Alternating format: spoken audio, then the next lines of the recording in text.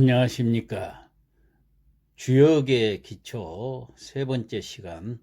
오늘 이 시간에는 음양이란 무엇인가에 대해서 살펴보겠습니다. 먼저 음양의 생성 원리와 개념 정리를 해보자면은, 지금까지 우주의 생성에 대한 많은 학설이 있지만은 가장 과학적이고 보편적인 학설이 벨기에의 르메트르 빅뱅설입니다. 천지가 아직 생성되지 않은 우주 공간에 어둠과 고요함만 존재하는 혼돈의 상태를 무극이라 하고, 어떤 이유에서 우주 대폭발이 일어난 후에 긴 세월이 지나서 밝고 더운 기운은 위로 올라가서 양인 하늘이 되고, 무겁고 어두운 기운은 밑으로 내려와서 음인 땅이 되어서 천지가 이루어지고 음양이 만들어져서 우주의 변화가 시작되었다는 것입니다. 여기서 음과 양이라는 글자는 모두 언덕붙자가 있는데, 해가 뜨면 언덕을 중심으로 한쪽은 밝아서 볕이 들고 그래서 양이 되고, 반대쪽은 그늘이 져서 응달이 되니까 음이 되는 것입니다. 이렇게 음양은 언덕을 중심으로 동시에 생긴다는 것이고, 음양은 고정적인 것이 아니고 상대적 개념으로 태양의 움직임에 따라서, 즉 시간의 흐름에 따라서 상황이 바뀌어져서 양이 음으로 변했다가 또 다시 음이 양으로 변한다는 뜻을 담고 있는 것입니다. 음이 있는 곳에 양이 있고 양이 있는 곳에 음이 존재해서 하나 속에 들어있는 둘이고, 언제나 함께 붙어 다니는 짝이고, 혼자서는 존재할 수 없으며 모든 생명의 근원이 되고 끊임없이 변화하면서 화해 대립하는 그 대자연 속에 흐르는 기운을 음양이다, 이렇게 이야기할 수가 있습니다. 그래서 음양은 서로 대립되는 사물과 현상을 대표하며, 또한 동일한 사물 내부에 존재하는 서로 대립되는 양면을 말하기도 합니다. 동양 철학에서는 천지는 만물의 상하가 되고, 음양은 기혈의 음양 속성을 대표해서 좌우는 음양이 운행되는 통로가 되고, 수화는 음양의 정조이고, 음양은 만물의 시초라고 이렇게 얘기를 합니다. 그러므로 음은 안에 있으면서 양의 보호를 받고, 양은 밖에 있으면서 음의 불임을 받는다라고 했습니다. 사물의 음양 속성은 상대적인 것이고 일정한 조건에서 상호 전화한다고 했습니다. 따라서 병을 고칠 때는 반드시 근본에서 찾아야 한다고 했습니다.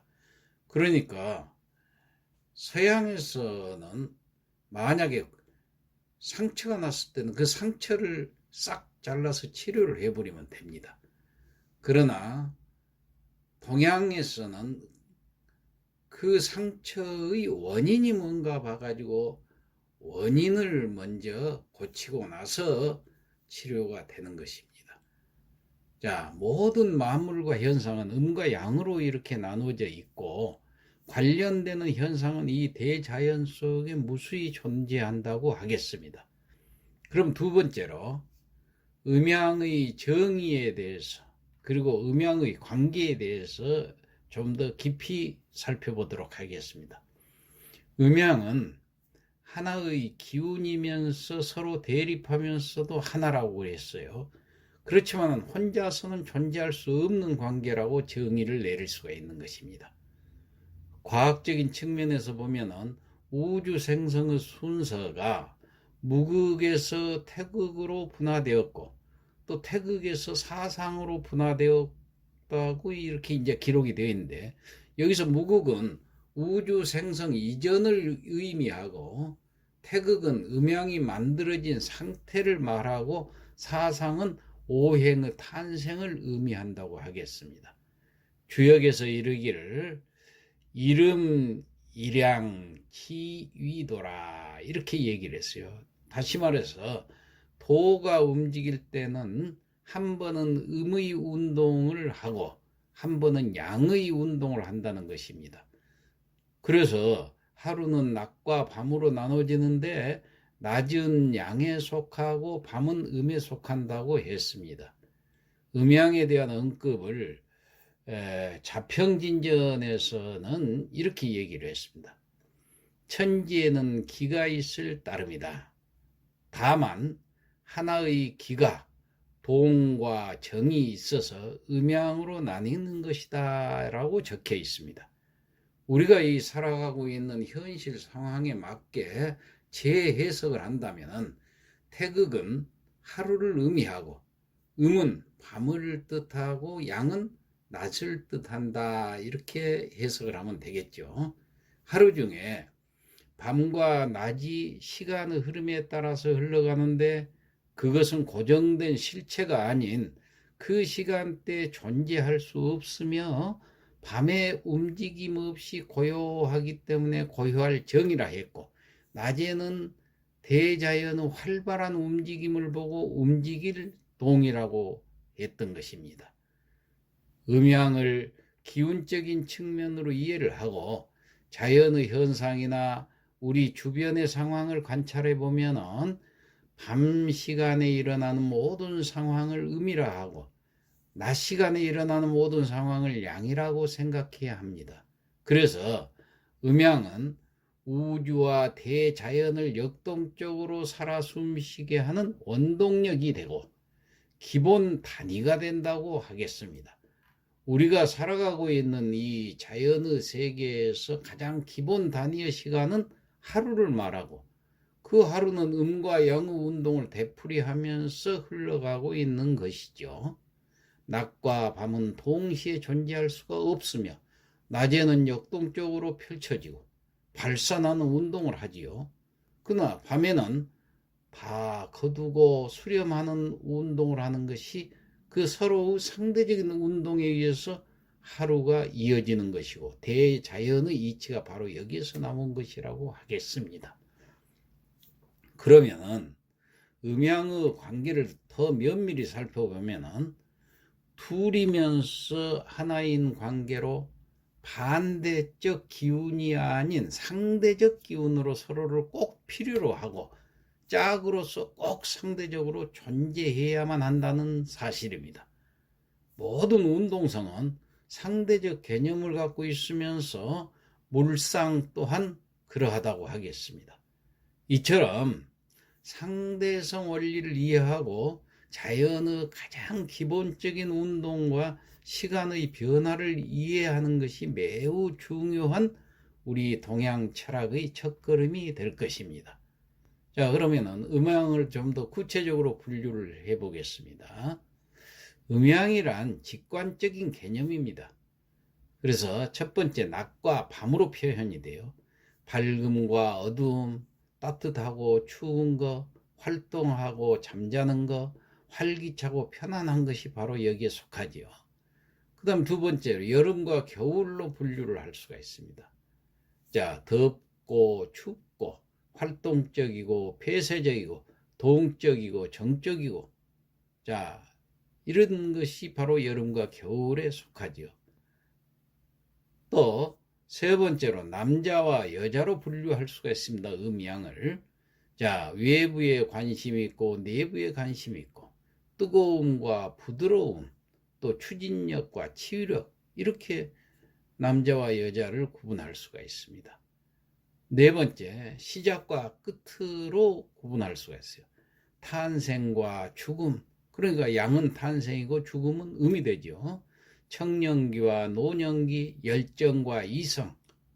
자, 대강 이렇게 음양을 분류를 크게 해봤는데 이상에서 빛과 그늘은 실체가 아니고 상태라고 하겠습니다. 음지가 양지가 되고 양지가 음지되는 상태라는 것입니다.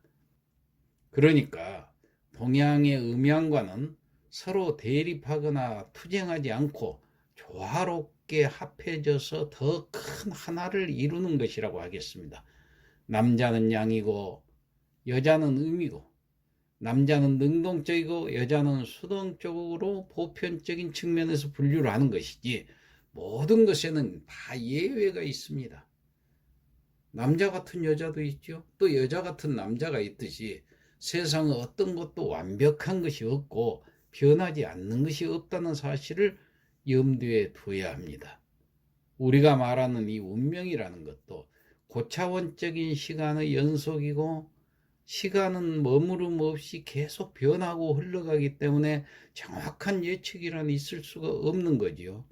다시 말하면 어제와 같은 오늘은 있을 수 있지만은 어제와 오늘이 똑같을 수는 없다는 것입니다. 크다와 작다는 개념 또한 분명한 기준이 없어요. 다만 상대적으로 비교해서 또는 통상적으로 기준점을 만들었을 뿐이지 그것이 꼭 정답일 수는 없다고 이해하는 것이 바로 현명한 방법인 것입니다. 자, 네 번째, 음양의 이해에 더 구체적으로 살펴보도록 하겠습니다. 음양을 이해하는 데는 하루라는 시간의 변화를 살피는 데서부터 출발한다고 하겠습니다. 오늘 하루는 한 공간에서 양운동과 음운동을 시간적 흐름에 따라서 발생과 소멸을 반복한다고 합니다. 이러한 법칙이 다시 한 달이라는 시간이 지나고 또 다시 1년, 4계절이라는 시간을 지나서 평생이라는 시간을 흘러가는 것입니다. 자, 우리는 이 시간의 역사를 공부하는 것이고 동양 철학의 진수인 이 음양오행학이 바로 하루가 1년 4계절이라는 시간을 지나서 흘러간다는 의미이고 이러한 법칙에 의해서 그 공간에서 어떠한 변화를 보이는 것인가를 연구하는 것이 바로 주역입니다. 그 주역은 우리가 살아가는 시간과 공간에 대한 연구를 하는 생활 철학이고 자연의 변화와 인간 삶의 변화를 공부하는 대자연의 학문인 것입니다. 자, 마지막으로 음양을 정리를 하고 그 특징을 살펴보고 마치겠습니다. 자, 그 특징을 보면은 실체가 아닌 상태다 그랬어요. 관계에 따라서 상대적인 거라고 그랬어요. 방금까지 설명했던 것을 들어보면 이해가 되죠. 마찬가지로 유동적이고 교차된다고 하겠습니다. 음이 양이 되고 양이 음이 된다는 얘기죠. 그래서 우리말에 궁측통이다, 극측반이다 이런 얘기가 있습니다. 음이 극대화된다고 양이 없어지는 것이 아니고 양이 성한다고 해서 음이 없어지는 것은 아닙니다. 음이 지극히 성할 때 그 가운데 한 줄기의 양의 기운이 생겨나는데 이게 궁즉통이 된 거예요. 궁즉통. 순하는 뜻이 더 강한 것이죠. 정과 반이 새로운 합으로 나아간다는 그 변증법이 있죠. 그런데 이 변증법이 아니에요. 서양은 변증법이지만 음과 양이 서로 교체한다는 것입니다. 다시 말해서 오징어를 구우면 딱딱해진다든가 겉으로는 음이었는데 가열을 하면은 양이 된다든가 이런 것입니다. 예를 들어서 금은 가열하게 되면 뭐가 되지요? 액체가 됩니다. 그래서 금물이 나오지요. 그러니까 양이 음이 될 수 있다는 것이에요. 음과 양의 속성을 동시에 가지고 있어 가지고 에너지를 주입하면 반대적 속성으로 나오는 그러한 예가 되겠습니다. 한 물체에 음과 양의 속성을 안으로 밖으로 함께 갖고 있어 가지고 그것이 합해지면은 바로 중화가 되는 것입니다. 자, 합해서 하나를 이룬다.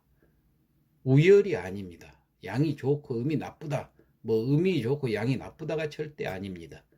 낮과 밤이 합해서 하루가 되고 봄, 여름, 가을, 겨울이 합해서 1년이 되고 하늘과 땅이 합해서 천지가 되고 우주가 되고 남자와 여자가 합해서 부모가 되듯이 음과 양 두 가지가 합해서 하나를 이루는 까닭은 원래 이 무극인 하나였기 때문이지 둘이 서로 대립하는 개념은 아니라는 것입니다.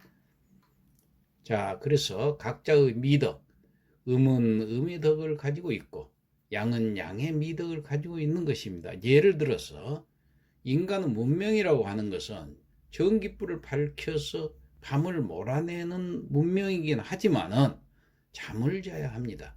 정신적으로도 육체적으로 건강에 있어서 숙면은 중요하지요. 음은 음의 미덕이 있어요. 바로 잠자는 것입니다. 양은 양의 미덕이 있어요. 바로 낮에 활동하는 것이에요. 서로는 이 각자의 미덕을 가지고 있는 것입니다.